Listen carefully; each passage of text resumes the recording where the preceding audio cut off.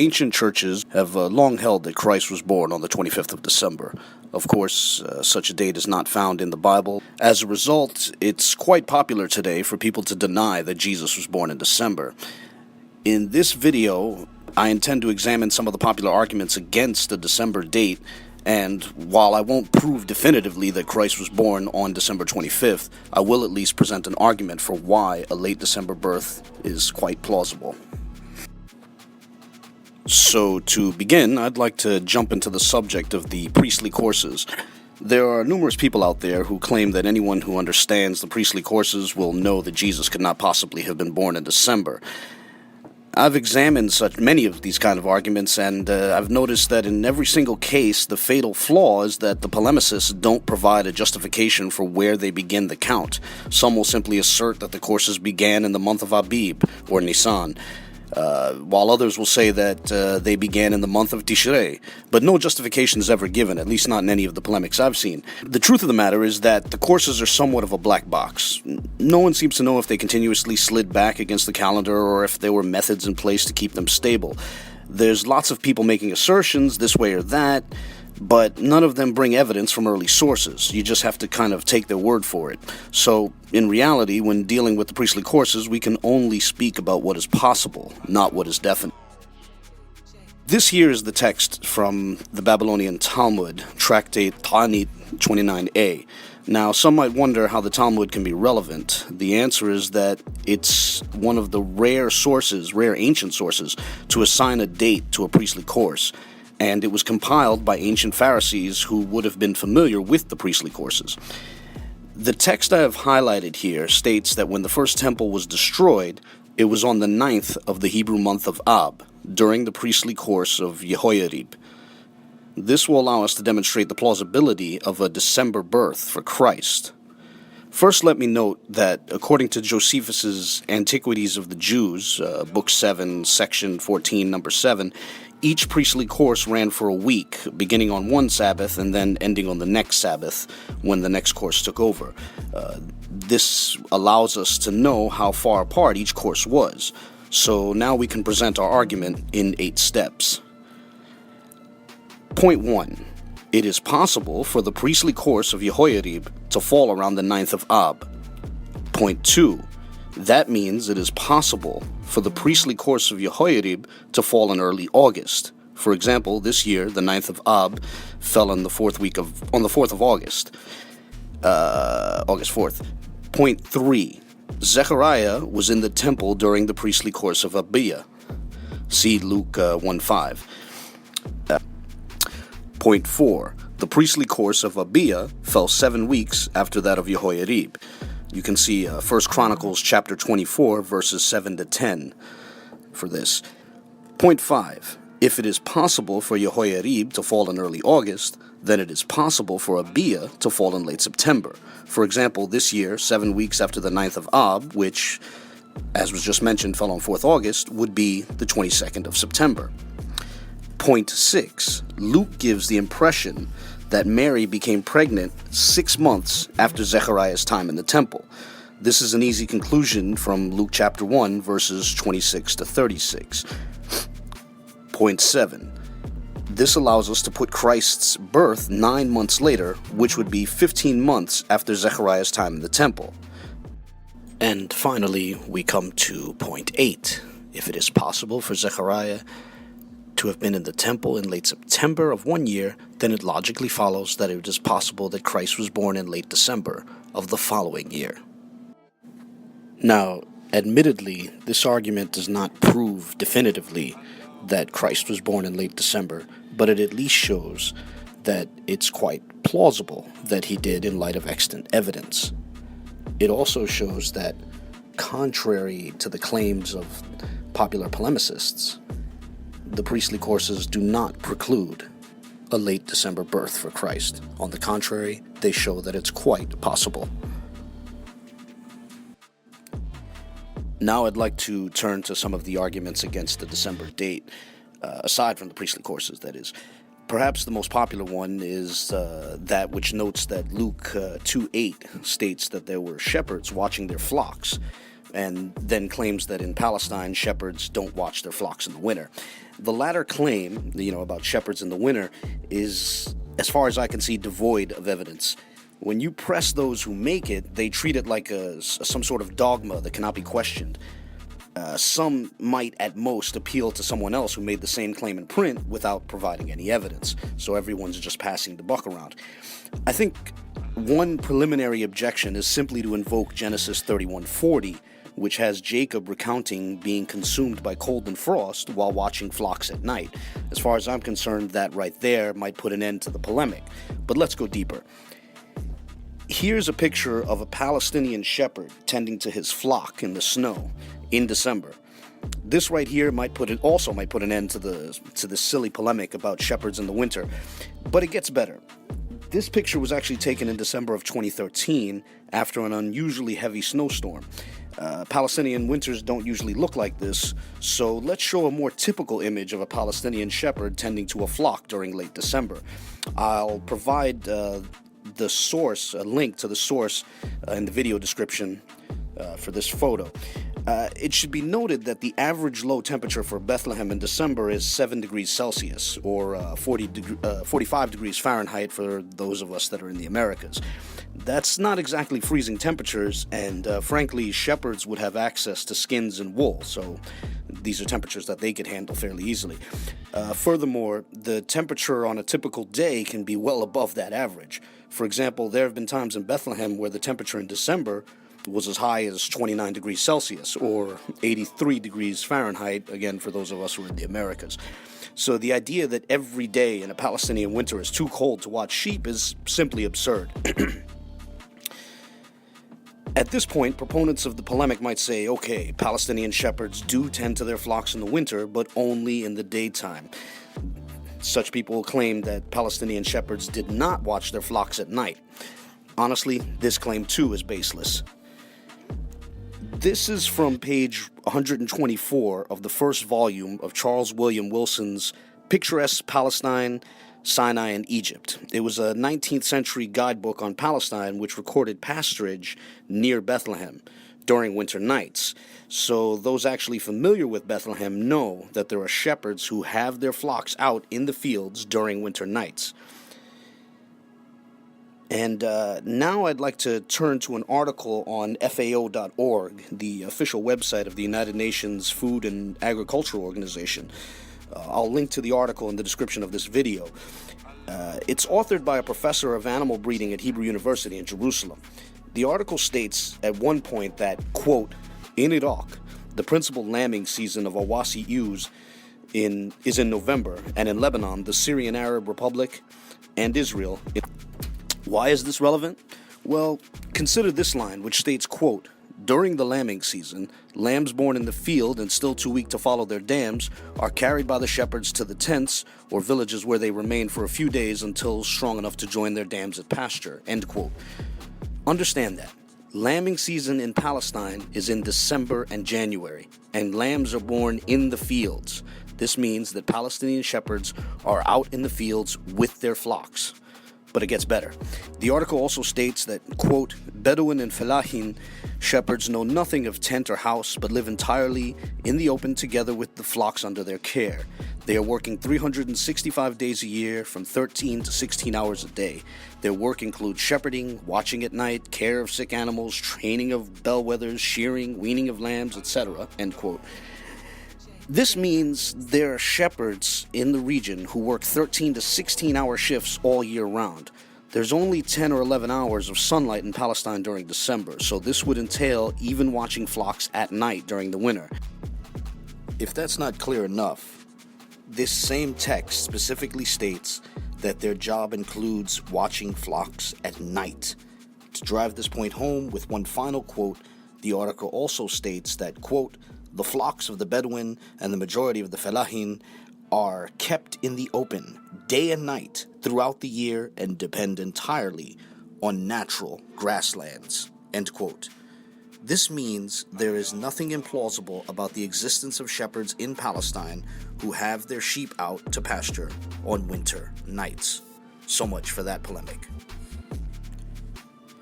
And now I'd like to turn to the subject of quote-unquote paganism, whatever that means. There are many people out there who will note that popular folk accretions like the evergreen tree or the proximity and date to non-Christian celebrations like Saturnalia or the birth of Sol Invictus, and then declare that this is proof that Jesus was not born in December. Rather, they claim the date was just chosen to Christianize an already existing pagan holiday. Personally, I find this to be one of the weakest objections of all. Some of the claims associated with this polemic are very questionable. For example, a lot of people will claim that Nimrod's birth was celebrated on the 25th of December. I've asked all those who claim such to cite a source which records such a belief, and no ancient texts or inscriptions are furnished. In fact, in my own studies, I've yet to find a source earlier than the 19th century making that claim. But still, what about the folk accretions, like the Christmas tree and various other customs which obviously have non-Christian origins? I'd like to present an analogy for at least those viewers who believe in the Bible. I would propose that arguing that Jesus could not have been born in December because today people celebrate his birth with evergreen trees is like arguing that Jesus could not have risen in the spring because today people celebrate his resurrection with bunnies and eggs. What do I mean by this? Well, there are Christians who understand that Christ's resurrection happened in the spring, right after Passover, and that later on, people began to incorporate customs from non-Christian springtime festivals into celebrations of Christ's resurrection. This is why things like bunnies and eggs are now associated by some with Pascha or Easter. But this would mean that even if the celebration of an event now has non-Christian customs particular to the season, that does not mean the event being celebrated did not actually happen in that season. Once this point is understood, it undercuts the appeal to quote-unquote paganism. Just as springtime folk customs associated with celebrations of Christ's resurrection do not mean that Christ did not rise in the spring. Having said that, I would like to give a hypothetical thought experiment which can provide a plausible scenario in which Christ is born at the same time as when non-Christians would wind up celebrating things like the birth of Sol Invictus, the unconquerable sun. Note the following 3 points. Point 1. The sun is an analogy for Christ. You can see this in Malachi 4:2, which calls Christ the Son of Righteousness, and it might be argued that the sun in Revelation 12:1 is an allusion to Christ as well. Point 2. Christ was originally revealed to a people in the northern hemisphere, i.e. Israel, Palestine. Point 3. It was possible for even non-Jews to see allusions to Christ's coming in the heavens. You can see this in Matthew 2:2, where the Magians somehow were able, the Magi were somehow able to glean that Christ was born by reading it in the heavens. When you combine these 3 points, I'm left wondering, why would it necessarily be absurd if Christ was born slightly after the winter solstice of the northern hemisphere? In other words, if the sun can be used as a metaphor for Christ, and even so-called quote-unquote pagans could get some vague idea of the story of Christ by reading the heavens, then I see no reason why it is absurd for Christ to be born at precisely a time when the sun seems to be getting stronger from its weakest point. And if this was the case, why should we be alarmed if other cultures built mildly similar narratives around their vague reading of the signs in the heavens? In other words, the celebration of the birth of Sol Invictus in late December need not negate Christ being born around the same time. On the contrary, from this perspective, we could just as plausibly conclude, that if Christ was born in late December, so-called pagans could have gotten some vague idea of that from their own readings of the heavens, and then mix that vague understanding of the truth with their own imaginations and lies, and the result being the construction of these sorts of mild parallels.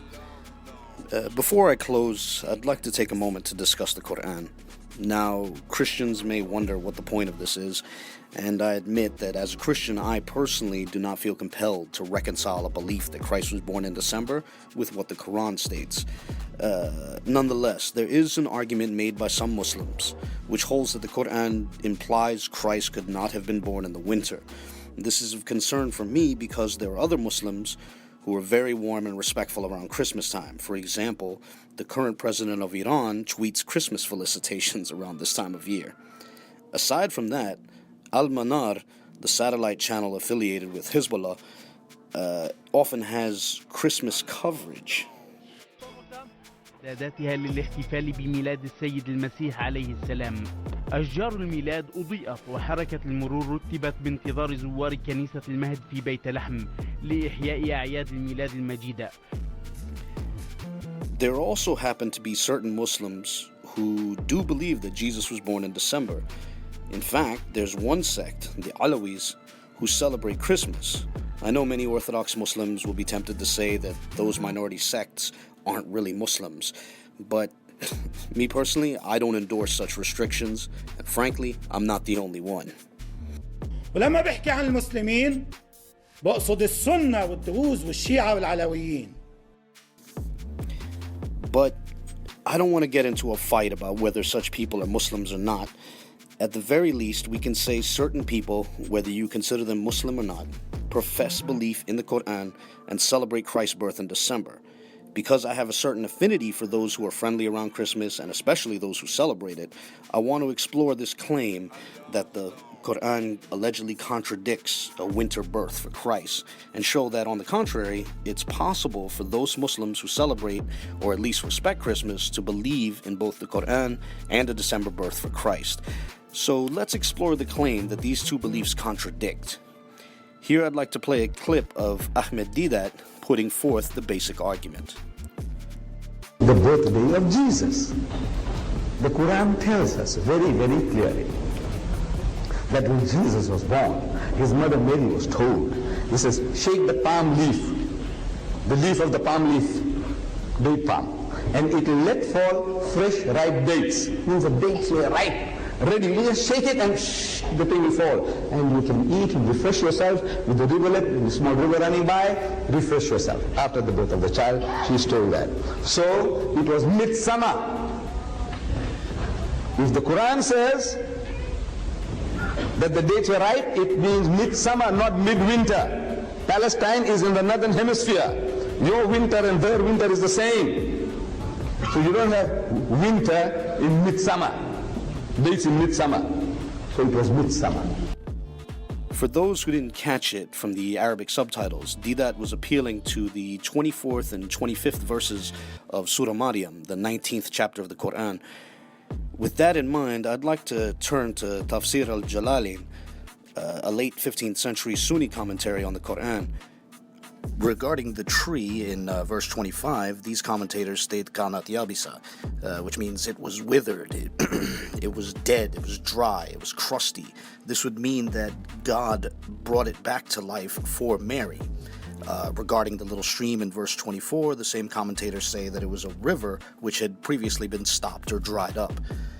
Now, at this point, some Muslims might object that they're under no obligation to side with the interpretations of As-Suyuti or Al-Mahali, but that would miss the point. The relevant point to be gleaned is that fairly sober commentators understood the verses as referring to a miracle. Therefore, the text itself is not obviously making a statement about the season. It's at least possible that it was referring to conditions changed at the moment by God. So a believer in the Quran is not forced to believe Christ was not born in December. So, with that, I think in this video I've dealt a blow to the major objections to the belief that Christ was born in December. And I also believe that I've shown that the traditional date is plausible in light of extant evidence. In this video, I want to briefly take a look at the date for Christ's birth from the perspective of the Stromata of Clement of Alexandria, as in my personal experience, he's invoked quite a bit more than any other ancient source on this topic, at least amongst polemicists who wish to look for a patristic source against a winter birth for Christ. And the general understanding is that Clement said that Christ was born in the spring. So on your screen is an English translation of a portion from Book 1, Chapter 21 of the Stromata of Clement of Alexandria. And starting here, the relevant text reads as follows, quote, "There are those who have determined not only the year of our Lord's birth, but also the day. And they say that it took place in the 28th year of Augustus, in the 25th day of Pachon," end quote. Now, to elucidate that a bit, the month of Pachon is a month on the Egyptian calendar. It corresponds to the month currently called Pashons on the Coptic calendar, and it falls in the spring. So the 25th day of this month would fall around late May, roughly May 20th. In short, this portion of Clement's Stromata is stating that Christ was born in the spring. It's stating it rather explicitly, or at least it's echoing an earlier source, which took that position. So now, the question becomes, do we stop here? Or might there be more that can be said from this text? Well, if you turn to the Catholic Encyclopedia's entry on Christmas, you'll notice that it briefly touches on this, stating the following, quote, Ideler, in the second volume of his chronology, thought they did this believing that the 9th month in which Christ was born was the 9th month of their own calendar, end quote. Now, that's sort of a tantalizing statement, but it's also very short. So it might be helpful to turn to the source which it was referencing, which again was it simply says the second volume of Ideler's chronology. And that's in reference to Ludwig Ideler's Handbuch der mathematischen und technischen Chronologie, or, and you'll forgive my pronunciation, I'm terrible with German, but nonetheless, that's his Handbook of Mathematical and Technical Chronology. And what you see on your screen here is from Volume 2, page 387, and the first footnote on that page. And again, I hope you'll forgive me, as I just alluded to, my familiarity with German is extremely weak, but nonetheless, here's my attempt at reading what the relevant text says in this footnote. It says, Der 25. Pachon ist vielleicht so entstanden. The 25th of Pachon was perhaps arrived at this way.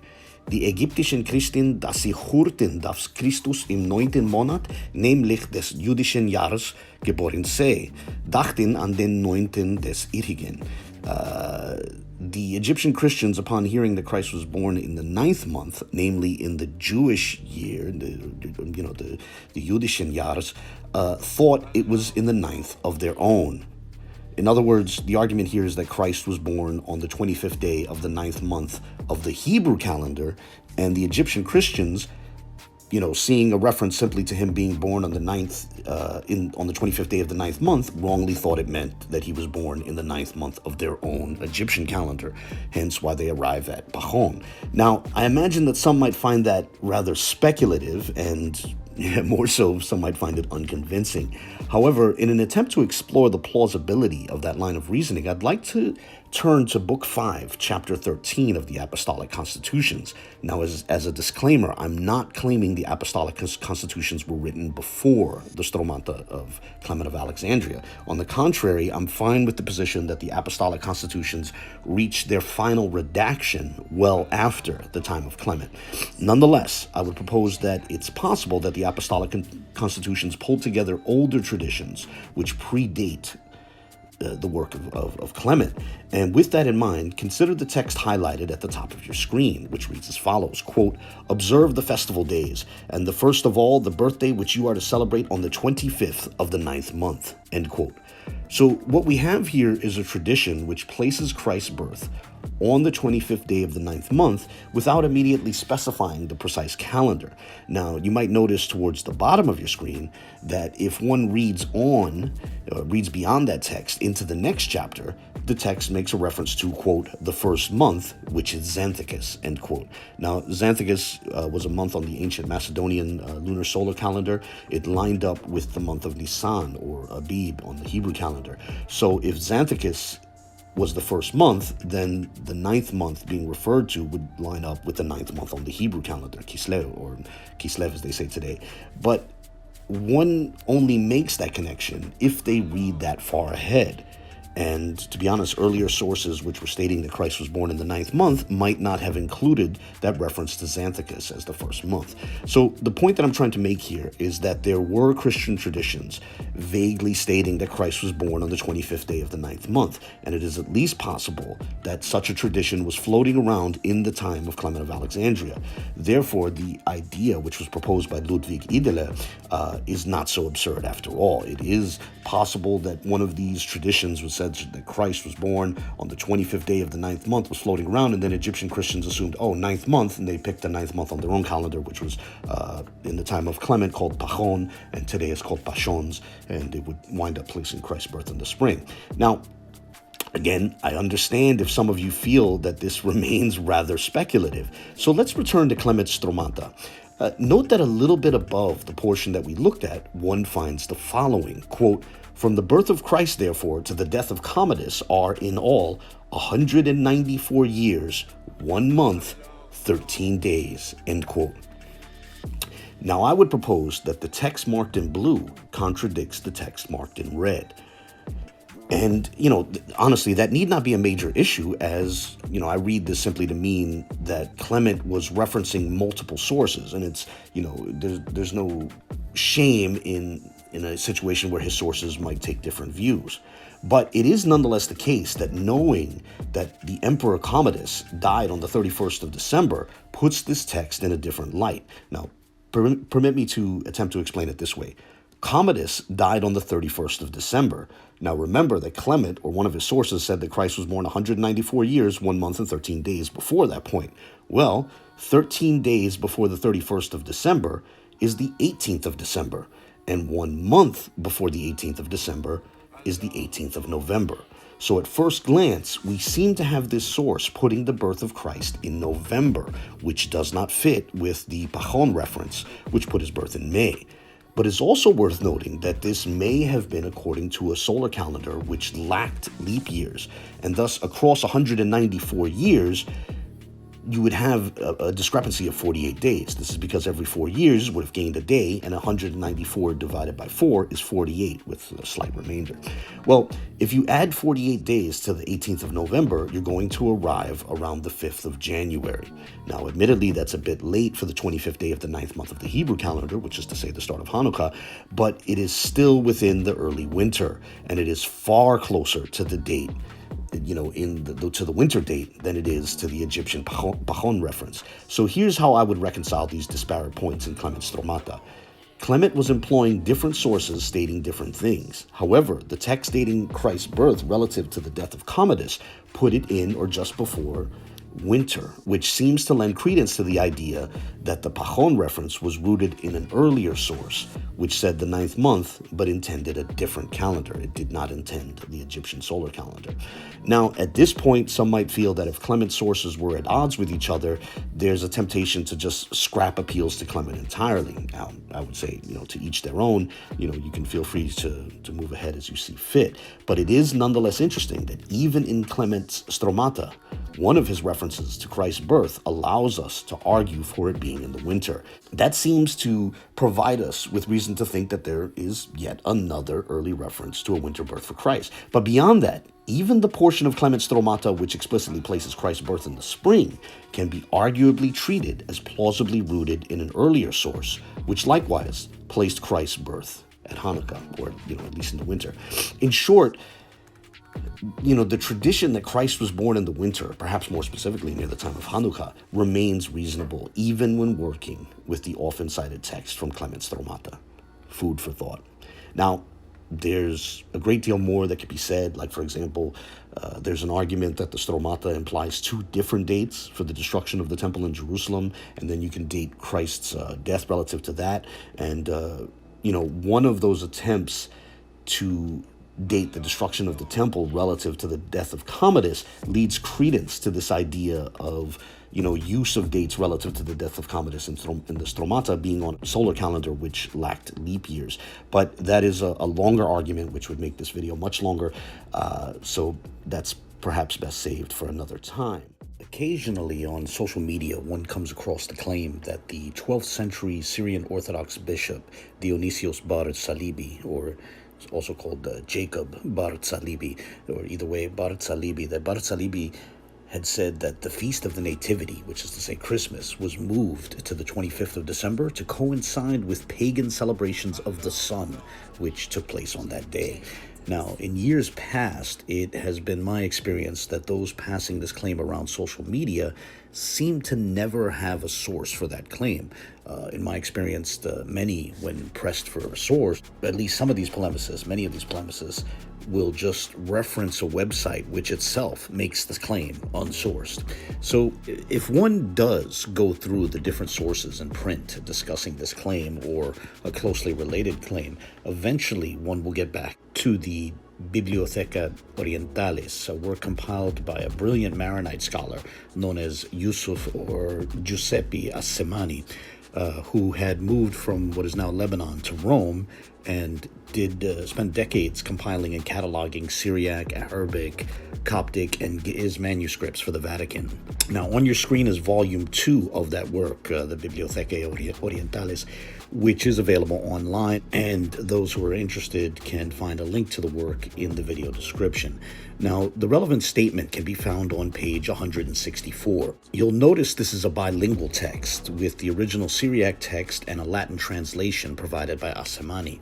Zooming in on the relevant portion, the statement, which some attribute to Bart Salibi, can be found here. So, for example, you'll see Solemnitas ad die sextus Januari ad vicesimus quintus Decembris translata fui. The solemnity of the 6th of January was moved to the 25th of December. And then it follows with, for example, Solemne erat ethnicis Hacipsa die vicesimus quintus Decembris festum ortus solis celebrare. The solemnity of the 25th of December was when heathens or pagans celebrated the birth of the sun. Now, that's the Latin translation. People who quote this text on social media are passing around an English translation of that Latin text, and in something akin to a game of telephone, a key detail, which I'll touch on in a moment, has been lost for some. And before I get to that, if you're interested in the original Syriac text, which was being translated by that Latin text, you can see this portion here, which reads, Shahlepu abahuta lahe de eshta bekanun wa abruhu behamsha wa asrin bekanun kadmaya, which means they changed the reverence of the 6th of January and they transferred it to the 25th of December. And by the way, that word abruhu, the root there is ayin beit reish, which is the same root that's used in the word Hebrew in the sense of, one who crosses over. So to cross over, to transfer. Just wanted to point that out. By the way, quick technical note, the number of each day in the month is not written out. Rather, a letter or 2 letters is used. For 6, simply a wa is used, and for 25, simply kaf he is used. That's right. So I suppose I could have read that as wa bekanun ahadi and kaf he bekanun kadmaya, respectively. Now, later in the same text, the word for 6, which is eshta, is written out, but I did not find an instance in this text of the word for 25 being written out. However, essentially the same phrase, hamsha wa asrin bekanun kadem, appears in the Peshitta translation of 1 Maccabees 4:59, which is what you see on your screen, though the text in Maccabees is referring to a month on the lunar calendar, while the text in the Bibliotheca Orientalis is referring to a month on the Roman solar calendar. Basically 2 different calendars, but the same month name, essentially. But that aside, getting back to the text we've been looking at, there is also this portion corresponding to the Latin we looked at, and it reads, לחנפי אידה דבית ילדה דשבשה, דהווה הוה בחמשה ועשרין בקנון קדים. To the heathens is the feast of the place of the birth of the sun, which was on the 25th of December. And by the way, another quick and interesting note, that word hanfe is the plural of hanef. And that Syriac word hanef is etymologically related to the Arabic word hanif.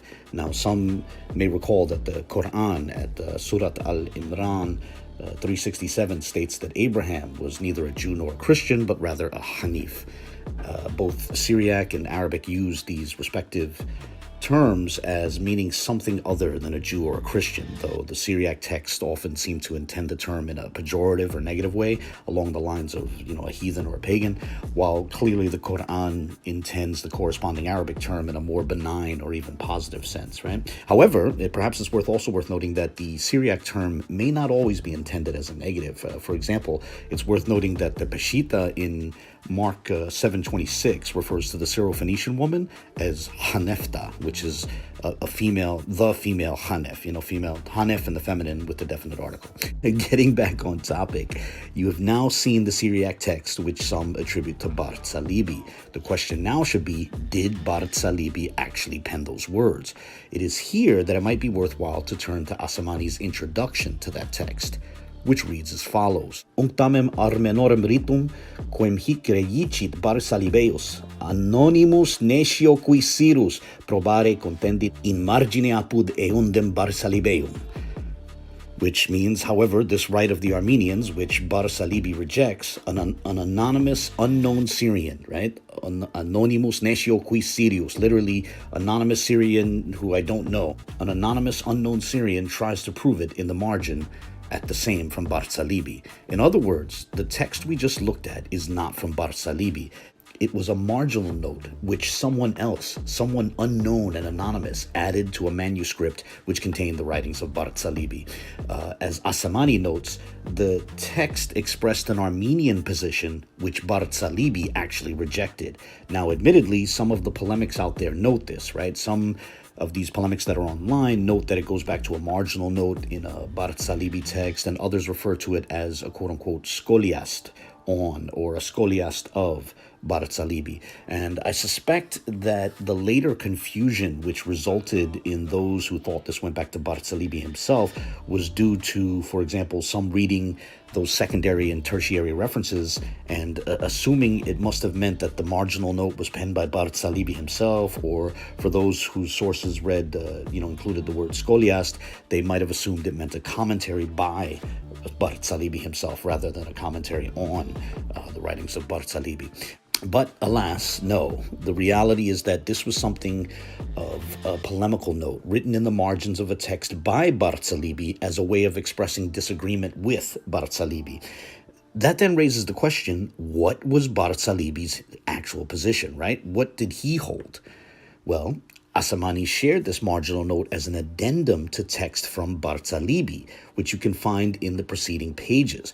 We can turn back a couple of pages to page 162 to find Barsalibi's position on the nativity of Christ. Here he writes the following: Etile dein maran bechamsha we asrin bekanun kadim.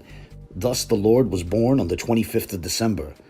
Metul dabhu zabna. Because in that time, and then we need to turn to the next page where it continues, but remember that word Zabna, and we pick up at the top of the first column of the next page. Zabna be mashre hua nura de nezke le chashuka. The time when it is weak, the light is victorious over the darkness. And then it continues, Kadmares hua de hu etawi nure de alma, as if implying that he exists as the light of the world. So Barsalibi himself explicitly said that Christ was born on the 25th of December, and the timing was not lost on him. He saw God's decree that God be born at that time, at a time when the sun is seemingly at its weakest point, as conveying a significant meaning, as conveying the message of Christ, coming forward and from a point of weakness, but nonetheless triumphing over darkness. And you can also see this in Asamani's Latin translation of that text, which reads as follows: Natus est Dominus die vecissimus quintus Decembris. The Lord was born on the 25th of December. Quia eo tempore lux tenebras incipit superare. As at that time the light begins to overcome the darkness. Significans Dominum esse mundi lucem, signifying that the Lord is the light of the world. And there's more that Barsalibi said that's interesting. Turning back to the Syriac text, we also find the following: Romi, Wekula Italia, Webe Falestini, which is to say Rome and all of Italy, and in Palestine, Minzabna de Shlicha Adma Layoman.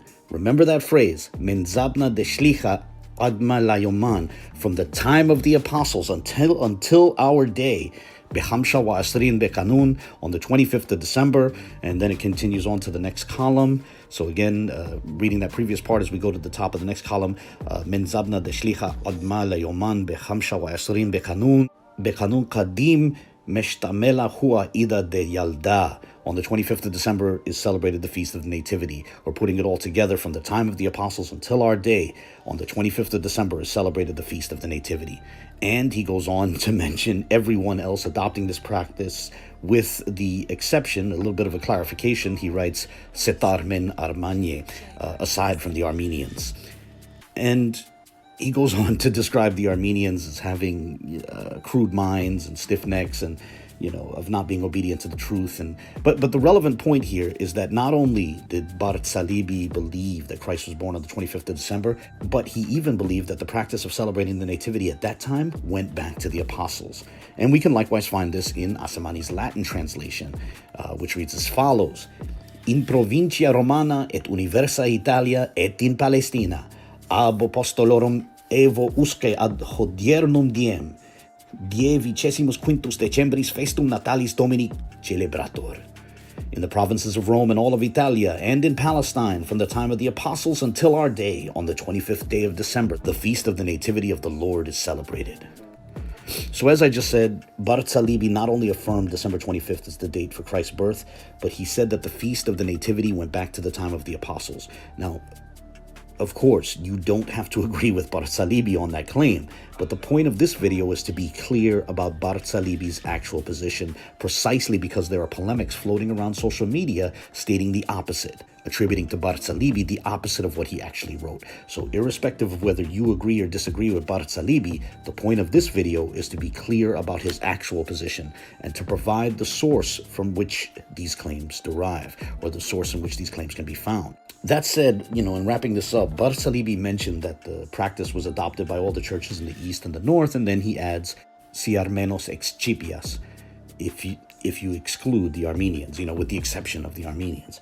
Then he goes on to refer to those who do not hold to the 25th of December as homines crasse mentis et durae servicis, qui non obedient veritati, men of crass minds and stiff necks who are not obedient to truth. And perhaps that sort of language inspired the polemical reply, which was ultimately slipped into the margin of one of his works. And that brings us to what comes next. Immediately below the translation of Bart Salibi's position, we see Assemani's introduction to the marginal note, which we already read earlier, which notes that where Bart Salibi rejected the Armenian position, some anonymous unknown author at a later date tried to argue for that position in the margins. And then you get the relevant text itself, the text of the marginal note, which begins Kanuna Hari etiled Maran in the Syriac and Menses Januario Natus Eis Dominus in the Latin, both meaning roughly the Lord was born in January. Now, in closing, I know, or I suspect, that some will wish to declare something along the lines of, who cares what Bart Salibi thought? But to be fair, that was not the attitude of the modern polemicists on social media who claimed that Bart Salibi wrote the relevant text. In those social media posts, the tacit tone seemed to be along the lines of, Bart Salibi said it, therefore it's significant. If you personally never invoked Bart Salibi, that's fine. But for those who did, it seems a bit awkward to then try to turn around and wave him off as irrelevant when he affirms precisely that which they tried to quote him against. As for the anonymous unknown author of the marginal note, perhaps at most we can say that these sorts of polemics go at least as far back as the 12th century. But that in itself tells us nothing about the veracity of the relevant polemic. It's unclear why we should side with such a polemic. Moreover, for those who try to use this polemic to place Christ's birth outside of the winter, note that this marginal note amounted to one side in a disagreement between two factions which both proposed a winter date for Christ's birth. The marginal note proposed a date which was ultimately less than 2 weeks after the date which Bart Salibi affirmed. And perhaps it's worth mentioning that there are dates on the Hebrew calendar which can easily fall in late December one year and early January another year. And on that note, I'll close this here. I hope you found this brief attempt to clarify Bart Salibi's actual position interesting and educational. As always, I welcome any comments, questions, or criticisms. God bless. احمدوا رب الأرباب هاليلويا لأن إلى الأبد رحمته هاليلويا. Greetings. In this video, I'd like to discuss the Christmas tree and some of the polemical controversies surrounding it. Now, some may recall that 7 years ago, I put out a video arguing for the plausibility of a late December birth for Jesus and arguing against some of the polemics launched at a late December birth for Christ. Now, I really enjoyed making that video as it showed that the subject is a lot more nuanced than the popular polemics might have led on. And so in this video, I'd like to take a similar approach to the subject of the Christmas tree. And with this subject too, there are some popular polemics which I feel strip the topic of some of its nuance. Therefore, I'd like to attempt to take some of the less traveled approaches to this topic and see what others think. So this video will be divided up into 4 sections. First, we will consider some brief notes on symbology, or on the use of symbols to convey concepts. Second, we will discuss the Assyrian reliefs, which are invoked in some of these polemics against the Christmas tree. Third, we will consult the Bible, exploring both attempts to use the Bible against the Christmas tree and also seeing if there are any verses which might be interpreted favorably towards the Christmas tree. And finally, fourth, we will close out with some insights from the rabbinic corpora, which is to say the writings within rabbinic Judaism beyond the Bible. I suspect that this section will be controversial for some, but interesting for others. So let's get into our first section with a brief note on symbology. As is noted in a number of sources, many people treated the evergreen tree as a symbol of everlasting life, of eternal life, of perpetual life. And the reason why is obvious, because in winter, when every other plant seems to die, evergreen conifers convey overtly visual signs that they continue to live on. So this helps us to raise a preliminary question. If a non-Christian population treated the evergreen tree as a symbol of everlasting life, are they required to abandon that symbol when they embrace the Christian faith? Or would they be allowed to maintain that symbol and continue to use it to convey notions of everlasting life? For an analogy, consider Chinese symbols, right? Within the Chinese script, each character is a logogram, which is to say it's a symbol representing a concept. Now, using the thought experiment that we just employed, if Chinese non-Christians were using those symbols to convey certain concepts, would they be required to abandon those symbols upon conversion to the Christian faith, or would they be able to continue to use those symbols to express aspects of their Christian faith? I think if we're honest with ourselves, we should be willing to concede that when one embraces the Christian faith, one is not required to abandon all the symbols used to express ideas before that conversion. Rather, one can bring those symbols with them in the expression of their new faith. At the very least, it would be curious if someone tried to invoke an arbitrary rule where you can keep and reapply 2-dimensional symbols, but not 3-dimensional symbols or even symbols found in nature itself. Honestly, if a firm justification cannot be given for such a distinction, for such an artificial restriction, then one should not be surprised if others feel free to reject it. A second point should be made, and that is this.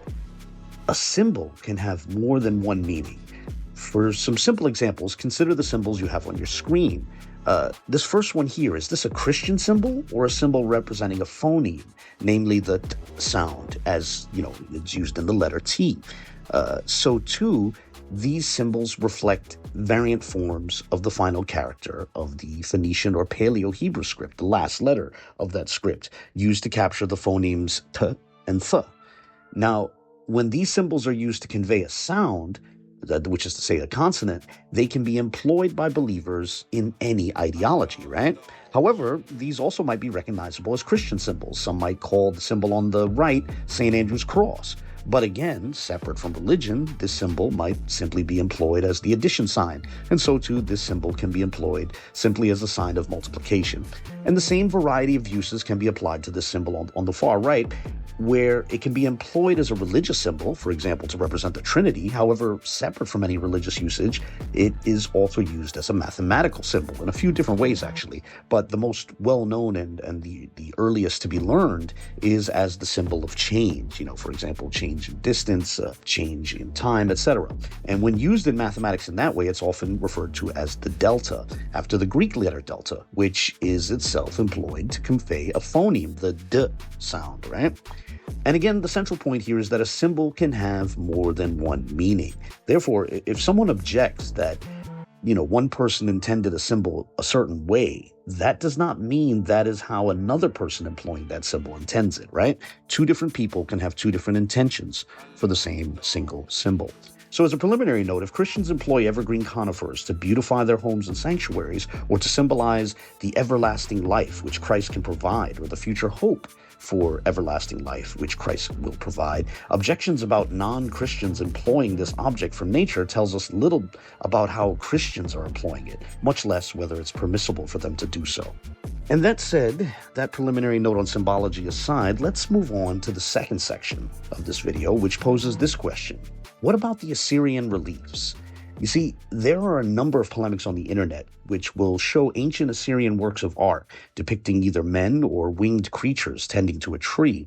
The polemicists then declare, with a bit of hand-waving, that that is the Christmas tree, and this is somehow supposed to lead to the conclusion that the Christmas tree is therefore obviously prohibited because it's quote-unquote pagan.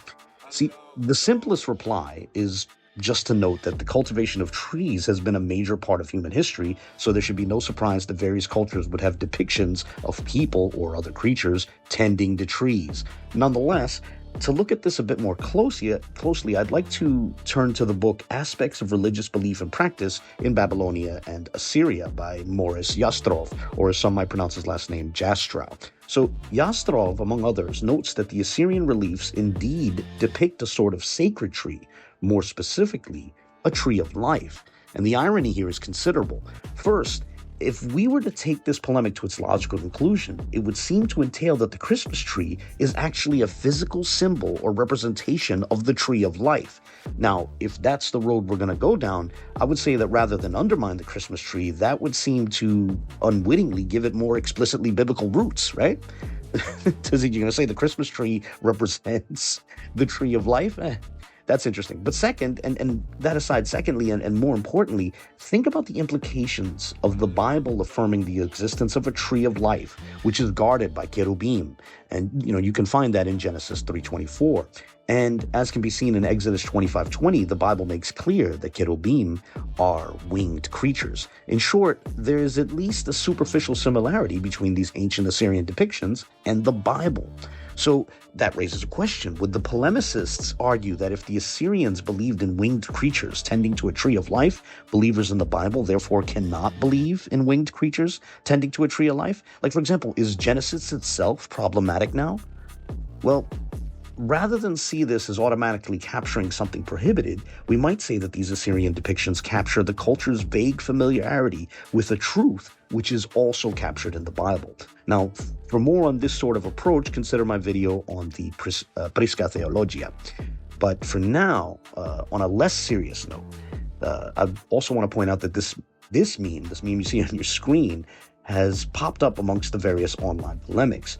Here too, Yastrov notes that this image as well contains an allusion to the tree of life. While the actual connection between the Christmas tree and these Assyrian reliefs is tenuous, to put it mildly, saying that, the Christmas trees allude to a tree in a garden with animals and winged guardians kind of feels like you're saying the Christmas tree is biblical. It's kind of like saying, the Christmas tree somehow is a wink back towards the earliest chapters of Genesis.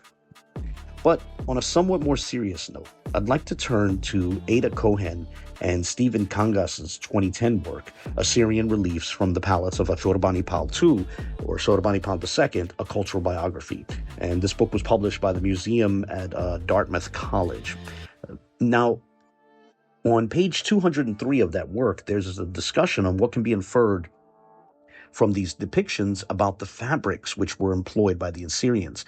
And in the midst of that discussion, they make this interesting observation, quote, "As the reliefs show, the textiles also had fringes and tassels," end quote.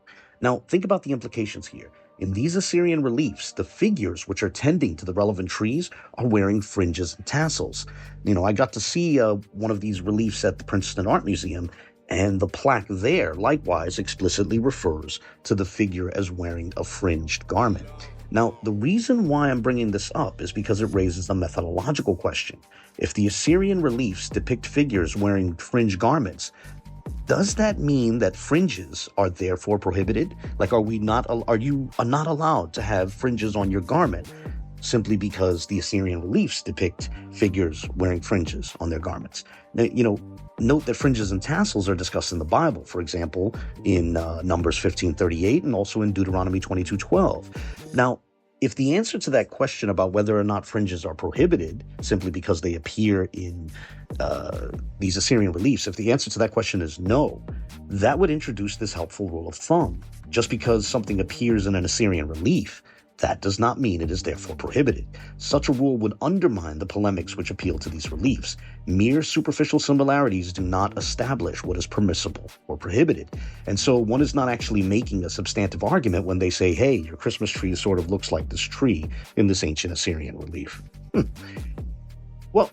With that, let us now turn to the third section of this video, in which we are consulting the Bible, and this is probably the most important section of this video. Now, the most popular polemic against the Christmas tree, at least from a biblical perspective, argues that it's explicitly prohibited. The Christmas tree is explicitly prohibited, according to this polemic, in the 10th chapter of Jeremiah, a text which refers to a tree being cut down, worked over, stood upright, and decked with silver and gold. So I'd like to look at the Hebrew text of Jeremiah 10 and propose that it is not referring to simply the cutting down of trees and decorating them. Otherwise, it would contradict other texts which order or command precisely that. For example, or at least records that practice in a non-prohibited way, in a permissible way. For example, if we compare Jeremiah 10 with the 6th chapter of 1 Kings, so 1 Kings 6, we see the same Hebrew word for tree, etz, is used in Jeremiah 10:3 and 1 Kings 6:23. The latter verse simply has it in the plural and in the construct state. So too, the same word for gold, zahab, is employed in Jeremiah 10:4 and 1 Kings 6:28. Both texts are referring to the cutting down of trees, working them over, and decorating them with gold. But the latter, i.e. 1 Kings, is referring to the making of the statues of the cherubim in the inner sanctuary of Solomon's temple. And we see the same parallels when comparing Jeremiah 10 to Exodus 25, which refers to the formation of the statues of the cherubim, which were atop the Ark of the Covenant. You see, we see the same word for tree again, etz, in Jeremiah 10:3 and Exodus 25:13, and again with the latter simply being in the plural in the construct state. And the same word for gold, zahab, likewise appears. Beyond that, these texts even use the same verbal root when referring to the relevant work being lifted aloft, right? Exodus 25:15 uses the verb laset, which is the active form of the verb, while Jeremiah 10:5 uses yinasu, which is the third person plural imperfect of the passive form of the verb.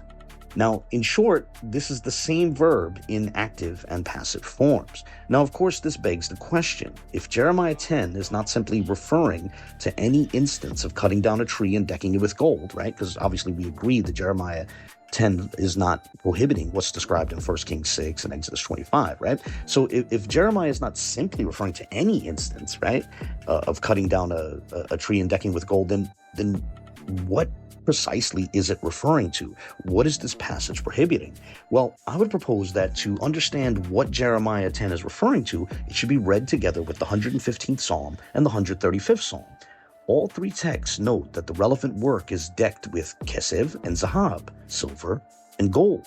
Jeremiah 10:3 describes the object as ma'aseh yedei harash, a work of the hands of a craftsman, while Psalm 115:4 and Psalm 135:15 both describe the object as ma'aseh yedei adam, a work of the hands of man. Note that both are described as ma'aseh yedei, the work of the hands of someone, right? But here's the most significant part. Jeremiah 10:5 says of these works, lo yedaberu, they cannot speak. Now, who thinks a Christmas tree can speak? Notice the same phrase appears in Psalm 115:5 and Psalm 135:16, but also notice that just before that, the Hebrew text reads, Pe lahem, they have mouths.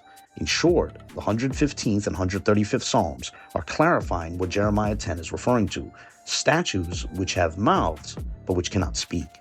These are the works of the hands of craftsmen, overlaid with silver and gold.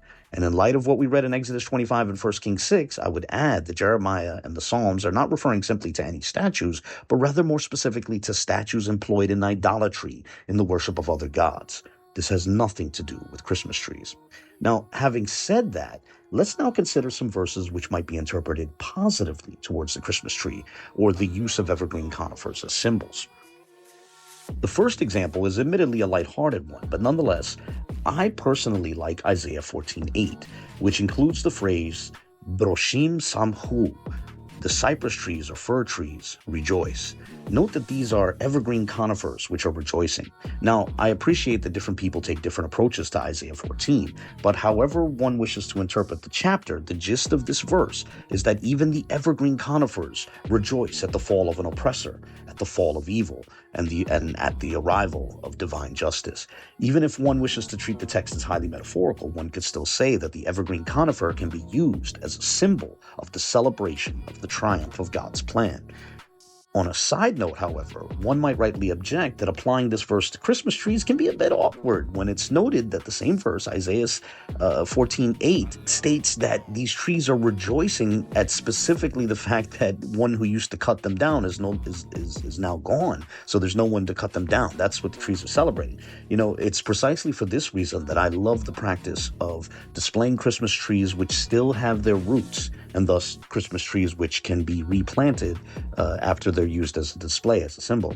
Aside from any environmental concerns, having Christmas trees that can be replanted fits easily with Isaiah 14:8. You could say, we might describe the metaphor this way. We could say, or the application this way. We could say, they join us, they rejoice with us, and then they return to the wild. I don't know about you, but personally, I think that's beautiful.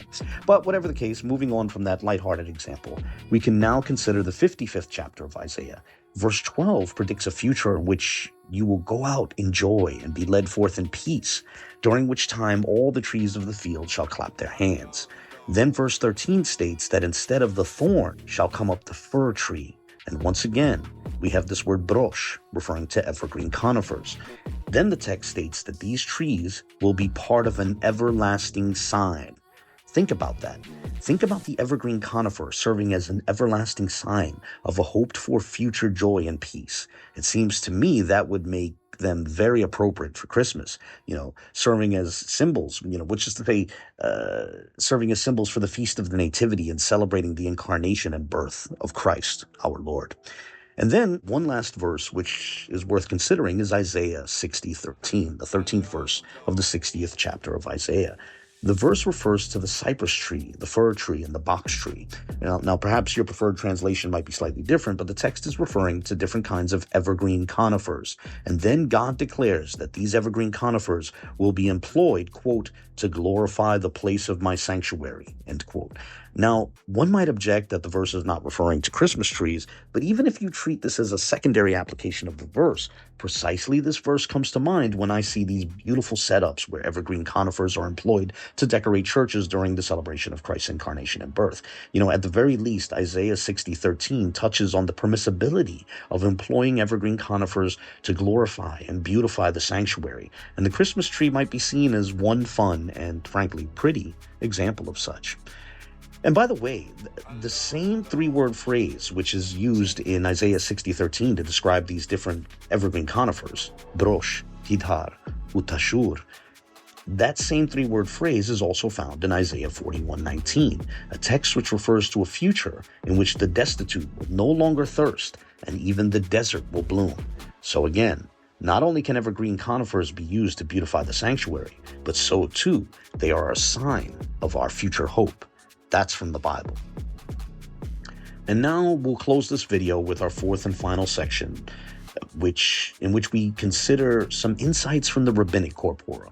The first text, which we will take a look at, is from the Babylonian Talmud, Tractate Gittin 57a. If you go to the bottom of that page, or that daf, it is stated at one point that there was a tradition such that when a boy child was born, a cedar tree was planted, and when a girl child was born, a cypress tree was planted. The text is referring to evergreen conifers, and now think about that. If anyone ever says that it's dumb to associate evergreen trees with the birth of Christ, note that even according to ancient Pharisaical sources, there was a tradition of associating evergreen trees with the birth of a child. And some ancient Jews took these evergreen trees quite seriously, as the Talmudic text goes on to state that they even got into brutal brawls with the Roman soldiers over, disregard which the Romans had shown for those trees. But that aside, also interesting, the text states that when those children came of age, wood from the trees which were planted at their births was used to create the canopies for their weddings. Now, I'm not sure how far others want to take that analogy, but I imagine some within the Bride of Christ, at the church, will find that idea interesting. Planting an evergreen tree in association with the birth of a Jewish child, and then using that in the wedding of that child. Whatever the case, here's another interesting thing about that particular page of Talmud. while the portion about the evergreen trees being planted to celebrate the birth of children appears at the bottom of the page, if you scroll up to the top of the page, there is an unrelated text which contains an infamous polemic against Jesus. Now, some editions of the Talmud, like the one on your screen, are censored and thus vaguely refer to a certain Seigneur of Israel, but other editions more explicitly refer to Jesus. Now, the relevant polemic is an interesting one, and I may make a video on it in the future, but I mention it here only to point out the irony. Others are invited to stop for a second and smile at the fact that there is a single page of Talmud which mentions both Jesus and planting evergreen trees in honor of the birth of a child. Now, the two texts are unrelated, and that's precisely why it's ironic. The juxtaposition was unintentional, yet Christians might nonetheless find a reason to smirk.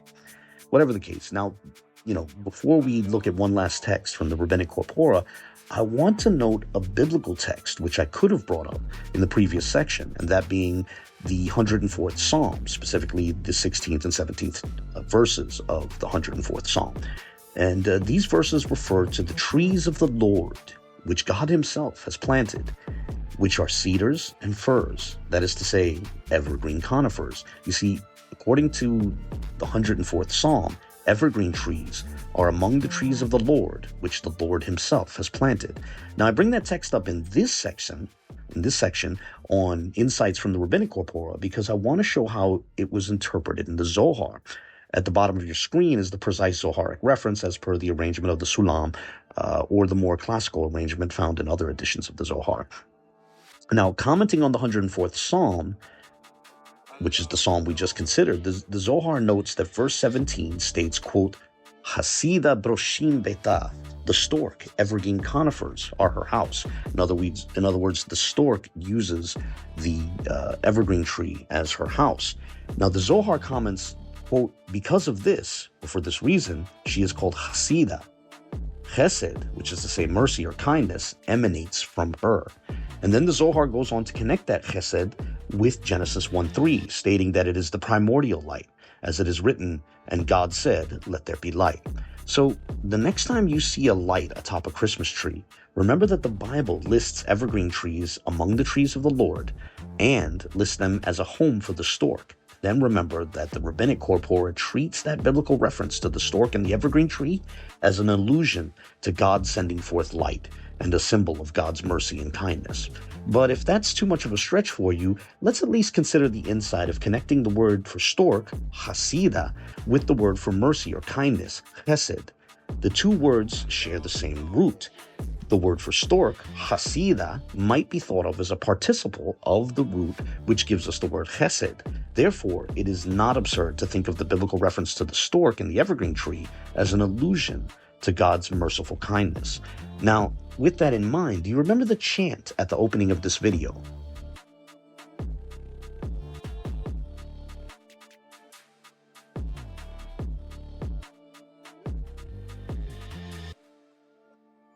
That was an Arabic translation of Psalm 136:3.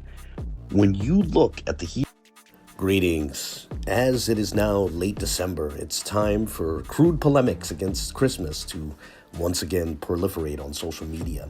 And one of the more popular of the forms of those polemics is an attempt to reduce the Feast of the Nativity, Christmas, to little more than some sort of repackaged Saturnalia based on alleged or at best superficial similarities in some of the folk practices.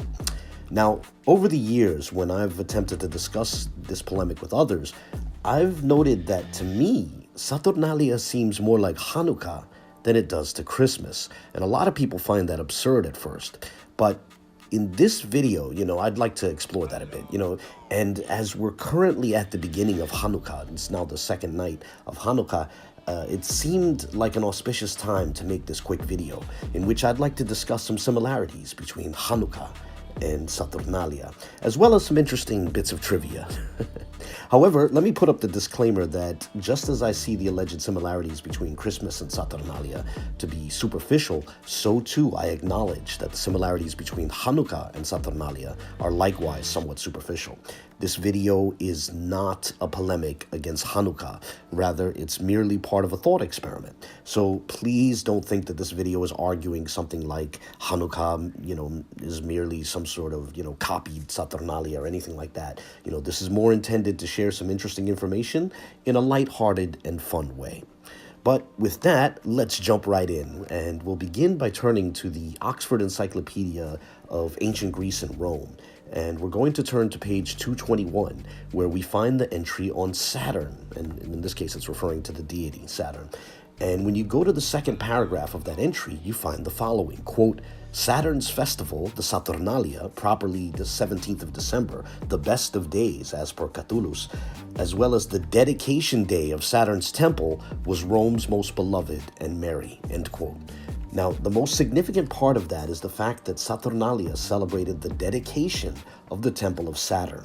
For those who don't know, Hanukkah celebrates the dedication of the temple in Jerusalem. In fact, the word Hanukkah itself means dedication or consecration, right? And to add a little ancient support to that entry in the Oxford Encyclopedia of Ancient Greece and Rome, I'm going to turn to Livy's History of Rome. Now, this is specifically from the first volume of Benjamin Oliver Foster's 1939 translation of Livy's History of Rome for the Loeb Classical Library, and I'll list all of my sources in the video description. So, roughly 2,000 years ago, at around the dawn of the Common Era, Livy wrote the following, Ede Saturno dedicata, Saturnalia institutus festus dies. The English translation of that is, the temple of Saturn was dedicated, and the days of the feast of Saturnalia were instituted. And we find something similar in Macrobius's Saturnalia. It's worth mentioning, by the way, that some of the claims which float around the internet about what allegedly happened during Saturnalia don't seem to trace back farther than the 19th century. Like, really, some of these claims don't have any sources that are earlier than the 19th century. Therefore, I want to say that if one is attempting to determine what happened during Saturnalia in ancient times, it might be helpful to actually turn to ancient sources, like Macrobius's Saturnalia, but you don't have to limit yourself to that source. And here we have the first volume of Robert Castor's 2011 translation of Macrobius's work, which he did for the Loeb Classical Library. So turning to pages 84 and 85 of that work, or more specifically Book 1, Chapter 8 of Macrobius's Saturnalia, what we find is that Macrobius notes two competing traditions regarding which king of Rome established the temple of Saturn. But in either case, Macrobius makes clear that Saturnalia was connected to the consecration or dedication of that temple. Now, the point here is that, as was noted in the Oxford Encyclopedia of Ancient Greece and Rome, and so too in Livy, Saturnalia was a celebration of the dedication of the temple of Saturn. Similar to Hanukkah, it was a celebration of the dedication of a temple.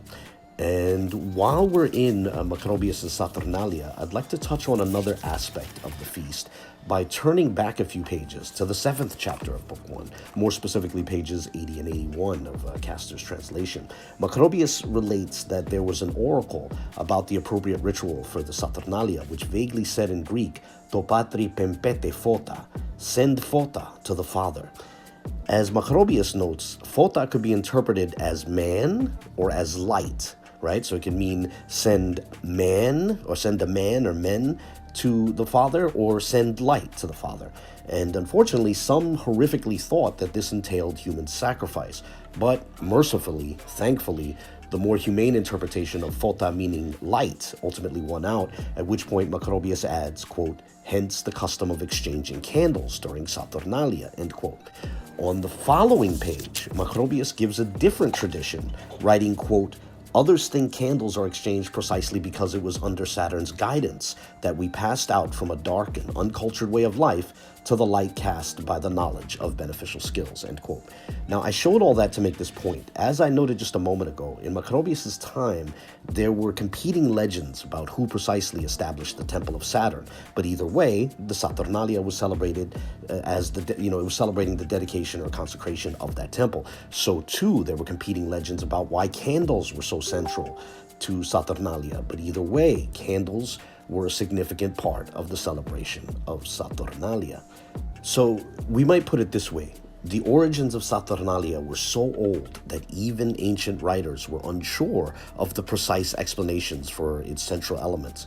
But it was nonetheless the case that ancient writers knew that Saturnalia celebrated the dedication or consecration of a temple, and they knew it had candles as a significant part of that celebration.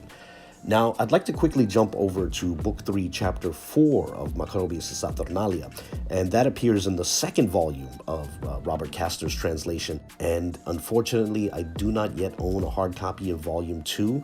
I only have the first volume in hard copy, so for Volume 2, I have to turn to an electronic version. And this is from page 26 of the second volume, and it is there that Macrobius writes, Locum in quo figerent candelam, candelabrum appelletum, which means the place in which candles are fastened is called the candelabrum. So not only were candles a significant part of Saturnalia, but they were kept in a candelabrum, which is to say a branched candlestick which held multiple candles simultaneously, essentially something like a menorah. And to have a bit of fun with this idea, let's turn to the Hebrew text of Exodus 25:31, where we find an instance of the Hebrew word menorah. I wanted to show this because if we turn to the Vulgate, the Latin translation, the ancient Latin translation of the Bible, we can go to Exodus chapter 25, and what we find in verse 31 is the word candelabrum, precisely where menorah appeared in the Hebrew text. And we could also turn to 1 Maccabees, which covers the story of Hanukkah. Now, to my knowledge, there's no ancient Hebrew text of 1 Maccabees, but we can turn to the ancient Syrian Aramaic translation in the Peshitta. So you see here, Sifra de Maccabea, Aleph, the first book of Maccabees, and turning to verse 21 in the first chapter, you find the word manara, the Syriac equivalent of the Hebrew word menorah. And if one wants to see a Hebrew version of 1 Maccabees, I suppose I could show that menorah appears in a modern translation. And then we can jump over again to the Latin text of the Vulgate. Once again, one finds the word candelabrum precisely where the Syriac text and the modern Hebrew translation had manara or menorah, right? And the point I wanted to make is that since antiquity, the Latin word candelabrum was understood to be an acceptable Latin translation for menorah. So when Macrobius talks about candles being placed in a candelabrum, he's essentially describing a parallel to the menorah, more or less. And now, in the last segment of this video, perhaps this will be the longest, I'd like to turn to something I find particularly interesting, and that's an ancient text capturing the ancient Pharisaical perception of Saturnalia. So we will be looking at the Babylonian Talmud, Tractate Avodah Zarah, page or Daf 8a. So starting with the Mishnah portion on that page, we find this line, Elu edehen shel obde kochabim kalenda wa Saturnura. These are the festivals or feasts, literally the Eids. Although it starts with an aleph rather than an ayin, the word for feast here is related to the Arabic word Eid. But anyway, it says, these are the feasts of the star worshippers, or more figuratively, the pagans. In short, the Mishnah is listing some pagan feasts. And the first two feasts that it mentions are Kalenda and Saturnura. That second one, Saturnura, is in reference to Saturnalia. And that alternative rendering of the name is itself potentially significant, and I'll return to it briefly at the end of this video. But for now, I'd like to jump to the Gemara portion, which elaborates further. And it begins as follows. Amar Rab Hanan bar Rabbah. Rabbi Hanan bar Rabbah said the following. Saturnura shmona yamim lifnei tekufa. Saturnalia is 8 days before the solstice, right? Wesimanach. And here is your sign, or a way for you to remember this. Behind and before, you have hemmed me in. And here, the relevant sage is actually quoting the 139th Psalm, specifically Psalm 139:5. And the straightforward explanation is that the text is merely using this verse to help, the reader remember that one feast comes before the solstice, that's Saturnalia, and one comes after it, that's Kalenda, right? But I imagine that some modern minds might still find it curious that the text toes the line of having within the layers of meaning of the 139th Psalm some sort of aspect which is somehow relevant to Saturnalia, right? That's at least potentially interesting. But moving on from that, the text continues.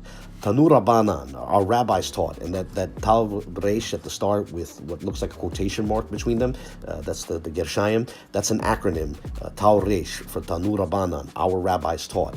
And then it continues, Lefi she'ra'a Adam harishon yom shemitma'et vecholek. As per them, that the first man, i.e. Adam, saw that the day was diminishing and going, or to put it another way, he saw that the day was continuously diminishing. Amar oy li, he said, or Adam said, woe to me, right? Oy, oy li, woe to me. Shema bishbil she sarachti, perhaps on account of me having sinned. Now, sarachti literally means I decayed or I developed a stench, but more figuratively it means I have sinned. So Adam was musing, perhaps because I sinned, and then he continues, Olam chashuk ba'adi, the world is darkening because of me. Wechozer letohu wabohu, it is returning to the formless primordial state, and so it's returning to tohu wabohu. And those words, tohu wabohu, are employed in Genesis 1:2 when it says that the earth was formless and void, right? So as Adam watched the days get shorter, he thought that the world was regressing back to that formless state. And so Adam continues, Wezohi mita nasa alimi hashamayim, and this is the death which has been decreed upon me as a penalty from the heavens. And then it continues, Amad yashab shmona yamim beta'anit, and he stood and he sat 8 days in fasting. And then it continues, Kewan shera'a tekufa tevet, but then he saw the turn in the month of Tevet, which is to say he saw the winter solstice. Wera'a yom she ma'arich vecholech, and he saw that the day was extending and going. It was continuously extending. Amar, he said, min hago shel olamhu, he said, this is a custom of the world.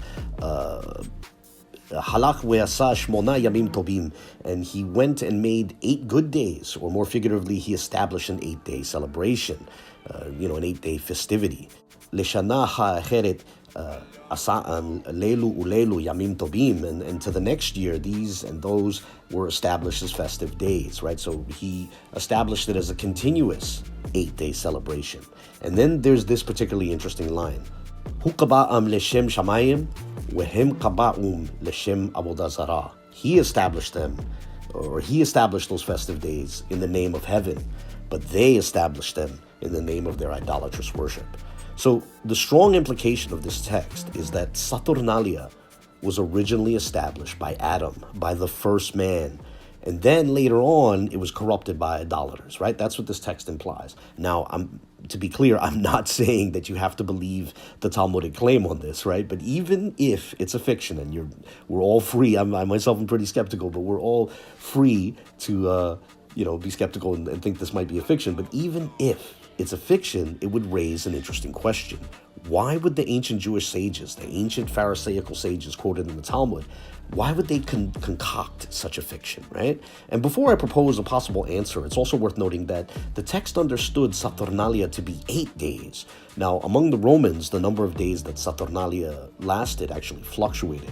When you look at the different ancient sources, you see that at one point it was 4 days, at another point it was 5 days, and at still another point it was 7 days, right? Now, for Talmudic sages to think that it was once 8 days opens the door to the possibility that it might have had that length as well. Like there might have been a period where Saturnalia was 8 days, right? And at least this is what these Talmudic sages, they were under the impression that it was 8 days at a certain point. Now, here's a crazy idea.